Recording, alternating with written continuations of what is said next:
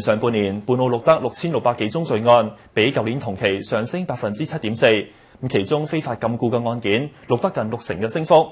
保安司司長張國華相信係由於博彩活動增多所致。另外，當局正研究將部分新型毒品列入禁藥清單。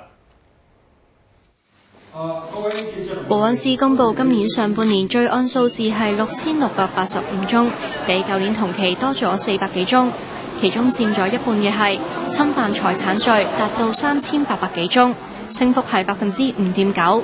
保安司司長張國華話，主要係扒竊、詐騙同拾遺不報嘅案件上升所致，所以提醒市民同旅客好好保管自己嘅財物。另外，侵犯人身罪整體數字下跌，但當中非法禁錮錄得近60%升幅。佢相信係由於博彩活動增多所致。咁呢方面我哋非常關注啊！咁司法警察局嘅有關嘅行動部門呢，就會繼續咧係加強呢個情報嘅交流啊，同埋行動嘅部署啊。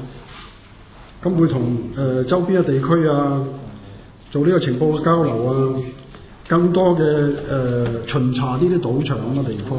另外，販賣出售毒品錄得近64%嘅升幅，佢相信係警方加強打擊取得嘅成效。佢話販賣嘅毒品以海洛英同冰毒為主，當局正研究仿效鄰近地區，將部分新型嘅毒品列入禁藥清單。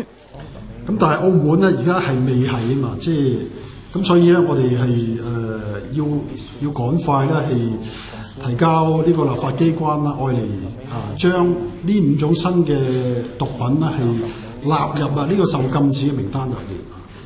咁就係，但係因為未通過咧，我都唔可以講個名出嚟。至於青少年犯罪，今年上半年減少咗4%。澳門電視台記者曾曉月報道。